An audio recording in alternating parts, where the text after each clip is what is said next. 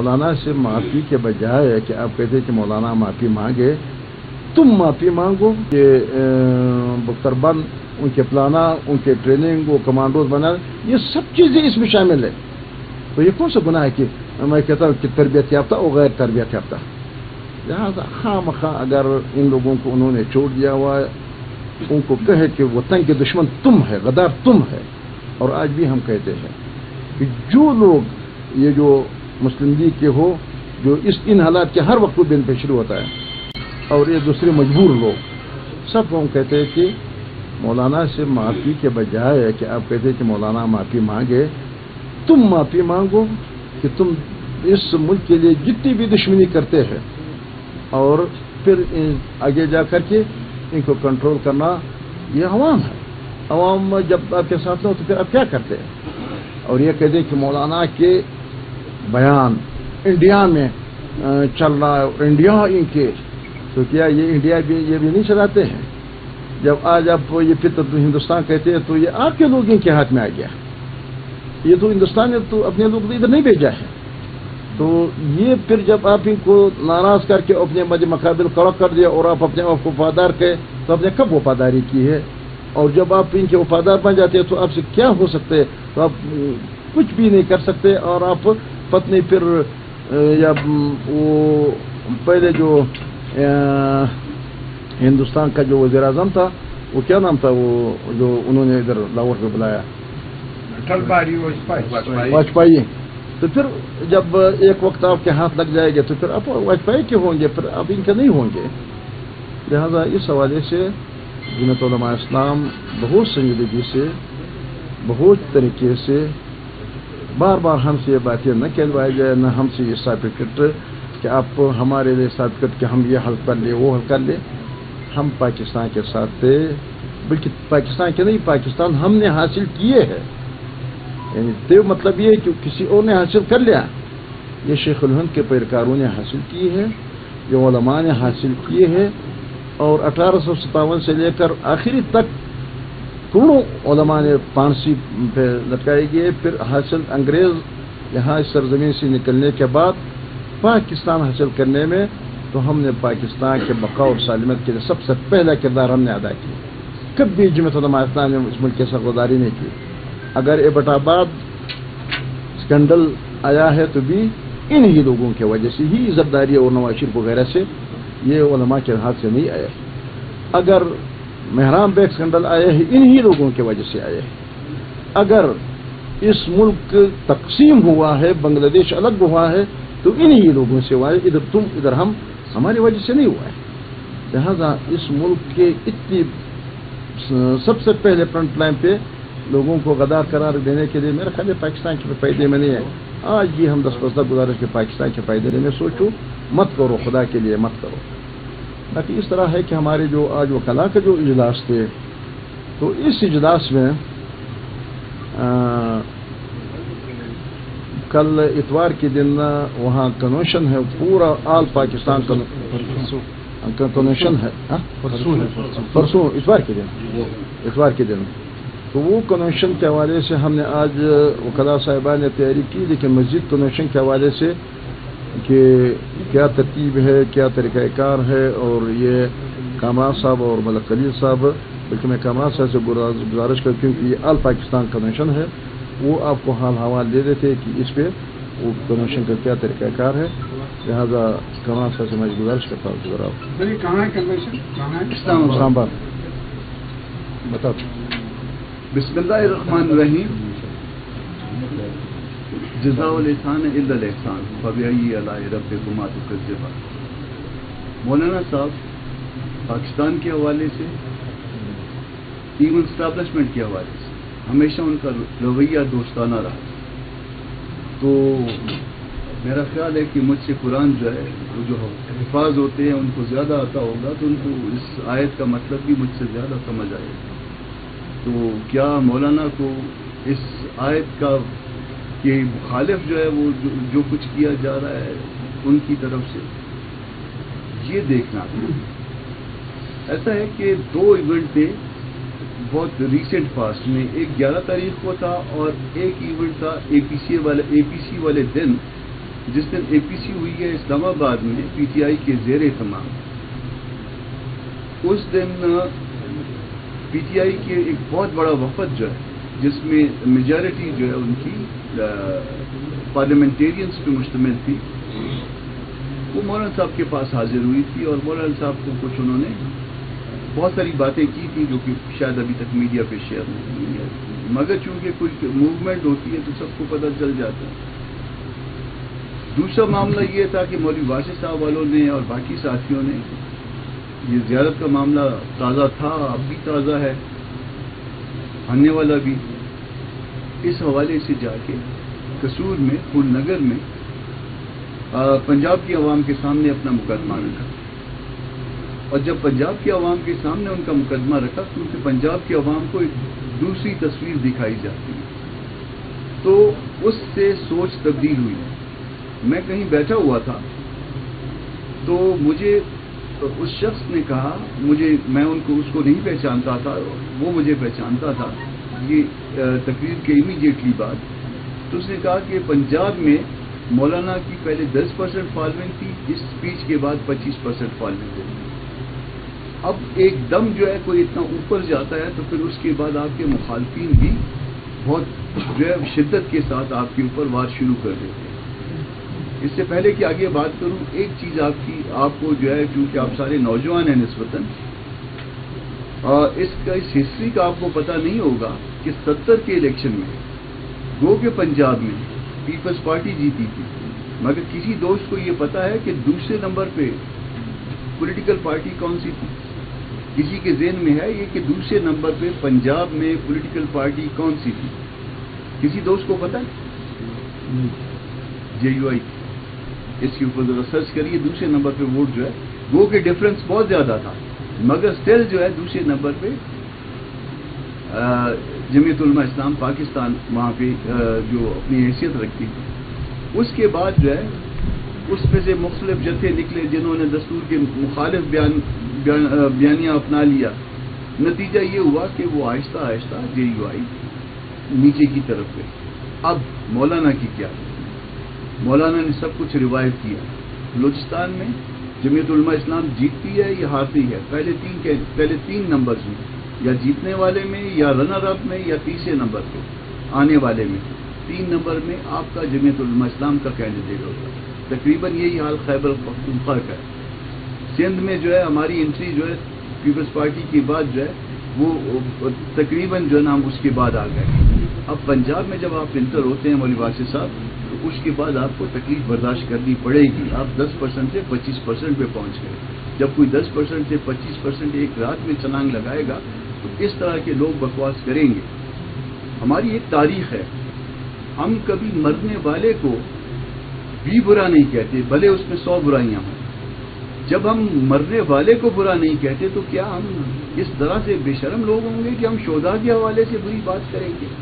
ہم پہ الزام لگانے والے، جنہوں نے شہداء کے حوالے سے الزام لگائے، جنہوں نے مولانا صاحب پہ الزام لگائے، وہ معافی مانگیں گے، اور ہم ان سے معافی کا مطالبہ کرتے ہیں کہ وہ انہوں نے ایک غلط الزام لگایا اور وہ معافی مانگے۔ ہم پاکستانی تھے، پاکستانی ہیں، پاکستانی رہیں گے۔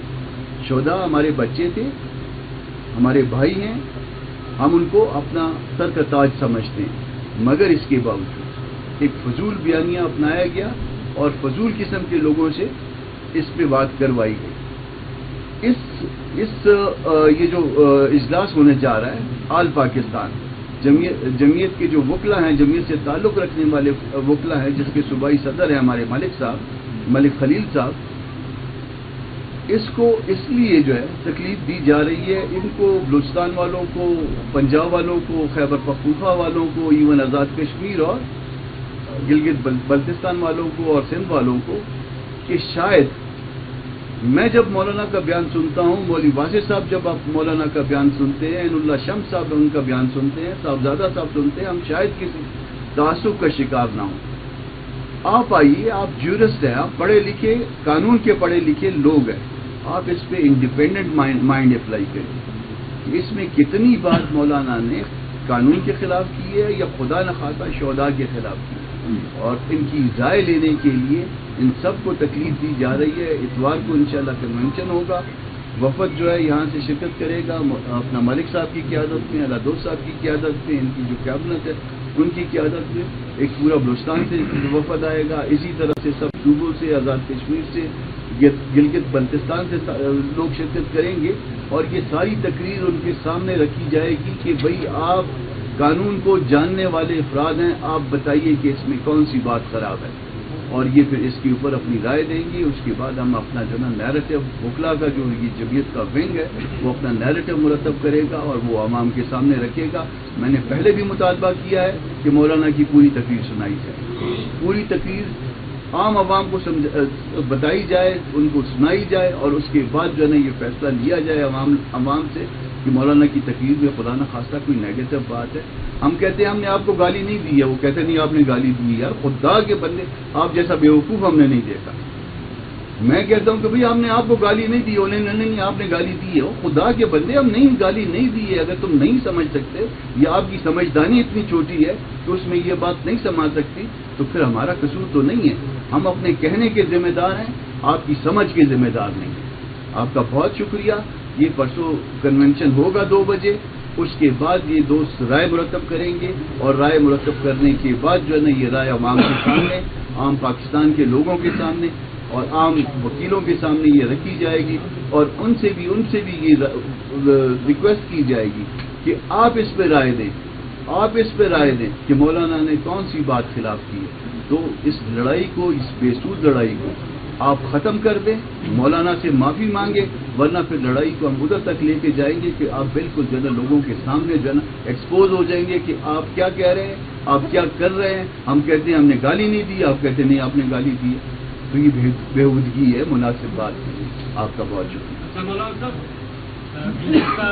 مئی کے جو ہے مہینے میں آپ نے احتجاج کی بہت بڑی کال دی, پھر وزیر اعلیٰ صاحب آئے, پھر آپ نے ملتوی کیا. 20 مئی کو آپ نے جو ہے یہ احتجاج مؤخر کیا. پھر اس کے بعد کوئی آپ نے اعلانیہ طور پر جو ہے احتجاج ختم کرنے کا اعلان نہیں کیا, لیکن وہ احتجاج کا سلسلہ روک کیا. اس کی کیا وجوہات ہے؟ اس کے علاوہ کوئٹہ میں ایک دھرنا جاری ہے, زیارت کے جو سانحہ زیارت کے لواحقین ان کی طرف سے دھرنا جاری ہے. جمعیت کا کوئی خاص کردار نظر نہیں آ رہا ہے, نہ دھرنے والوں کے ساتھ نظر آ رہا ہے, نہ ہی حکومتی کمیٹی کے ساتھ, نہ ہی کمیٹی میں کوئی فعال کردار نظر نہیں آ رہا جو آپ کے اسمبلی میں اراکین ہے, اسٹینڈ چانسلر. اور ایک مفتی نے, ایک مولانا نور الدین آغا نے ایک بیان دیا ہے کہ لاشیں رکھ کر احتجاج کرنا کہ جو ہے اسلام میں اجازت نہیں ہے. آپ اس کو کیسے دیکھتے ہیں؟ میرا خیال ہے جہاں تک آپ کہتے ہیں کہ آپ نے احتجاج کیے اور پھر وزیر اعلیٰ یہ سارے تفصیل تو آپ نے بتا دیا, لیکن ہمارا احتجاج اگر آپ کو یاد ہو, لیکن ویسے آپ لوگ تکلیف نہیں کی ہے کہ وہاں پشن کے جلسے میں آپ آئے, ورنہ پشن کے جلسے میں نے کہہ دیا کہ وزیر اعلیٰ نے ہمیں ٹائم دیا ہوا ہے. وہ کہتے ہیں کہ میں ابھی بھی رابطے میں ہو وہاں لوگوں سے, اسٹیک ہولڈر سے, کہ تاکہ میں ممبروں کو برابر کر دو, اور آپ کے 12 ممبر ہے اور یہ اسمبلی سے پاس کر دیں گے. لیکن اگر انہوں نے ہمیں مکمل جواب دے دیا تو پھر ہمارا وہی احتجاج جو پورا بلوچستان کو کر کے ہمارے وہی بیان, وہی بیانیہ وہی برقرار ہے, وہی اعلان برقرار ہے. وہ تو ہم نے شیخ کے جلسے میں اعلان کر دیا. اب آپ کہتے ہیں کہ باقاعدہ طور آپ نے اس کو نہیں چھوڑے, خاموش نہ خاموش رہا ہے. ہاں, یہ جب تک قانون کے مطابق, جب تک مذاکرات کے ذریعے سے جب مسئلہ حل ہوتے ہیں تو ظاہر بات ہے 1 مہینہ 2 مہینے تو ہو جائیں گے, تو سالہ سال کا مسئلہ ہے. لیکن اگر انہوں نے مکمل ہمیں جواب دے دیا کہ بس اب ہم بے بس ہو گئے, یا ہم نہیں چاہتے, یا ہمارے ان کا اپنا اختیار نہیں, جہاں سے وہ حاصل کرنا چاہتے ہیں وہی, تو پھر ہمارا یہی بلوچستان ہوگا اور یہی ہم ہوں گے. اور انشاءاللہ پورا بلوچستان کوئٹہ میں پھر پتہ نہیں, اس وقت پھر آپ دیکھیں گے, پھر آپ مجھ سے پوچھیں کیا ہوگا. ابھی اس طرح ہے.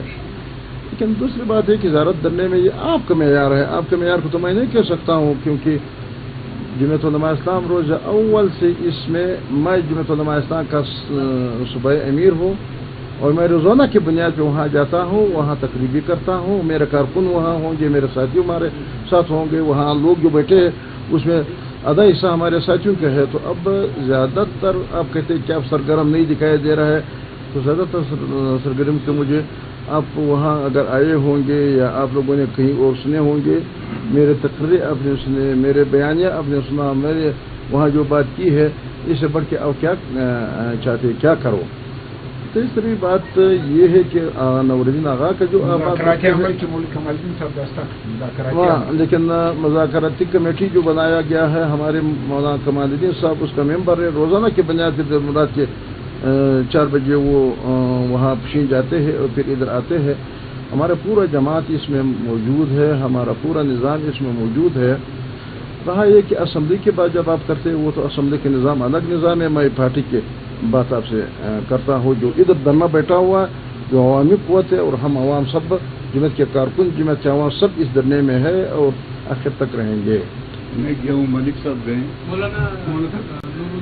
نور الدین آغا کا یہ تو مولویوں کے مسئلے پہ اب میں نہ ایک نقطۂ نگاہ ہے پھر دوسرے کا نقطۂ نگاہ جائیں گے. یہ مولوی مفتیوں سے پوچھو, نہ میں اس میں الجھانا چاہتا ہوں نہ یہ میرے باپ. یہ گورنمنٹ کی کوئی تبدیلی کی باتیں چل رہی ہیں کہ سرفراز مفتی صاحب کو ہٹایا جا رہا ہے اور شاید کچھ اور کسی اور کو لایا جا رہا ہے. آپ اس حوالے سے کیا کہتے ہیں؟ اور دوسری بات ہے کہ اگر حکومت تبدیلی ہوتی ہے تو جمعیت کیا رول کرے گی؟ بہرحال اب آنے والے دنوں کو تو میں آج اعلان نہیں کر سکتا ہوں. ہمارے دن میں وہ فیصلہ بھی ہے جیسے, لیکن ابھی آج میں ایک اعلان نہیں کرتا ہوں. لیکن اس حکومت کے تبدیلی سے سرفراز ہٹ جائے تو کون اس میں آ جائیں گے؟ جب ان 65 میں جو بھی آ جائیں گے تو سرفراز جیسے ہو یا جرباز سے کچھ نیچے ہو یا سرفراز سے کچھ اوپر ہو, سر سے اس نظام کے ہم خلاف ہے, سر سے 47 کے ہم خلاف ہے, سر اس سسٹم کے خلاف ہے, سر سے اس بے اختیار اسمبلی کے خلاف ہے. جب پیس ڈی پی پہلے کدھر بن رہا تھا تم لوگوں کو یاد ہے, پی این ڈی ڈپارٹمنٹ اور وہ کیا بنا رہے تھے. ابھی پی این ڈی ختم ہو گیا, ابھی کوئی نظام نہیں ہے. وہاں جا کر کے ہر ڈسٹرکٹ میں 3-3 ارب روپے جب ڈی سی بناتے ایم پی جب وہاں بیٹھ جاتے تو وہ کہتے جاؤ آپ لے کے جاؤ اپنا کام کرو, آپ سیاست کرتے. تو جب سیاست نہ کرے وہ بیچارہ کیا کرے, وہ سیاست نہیں کرے وہ ایسے نکل جاتے.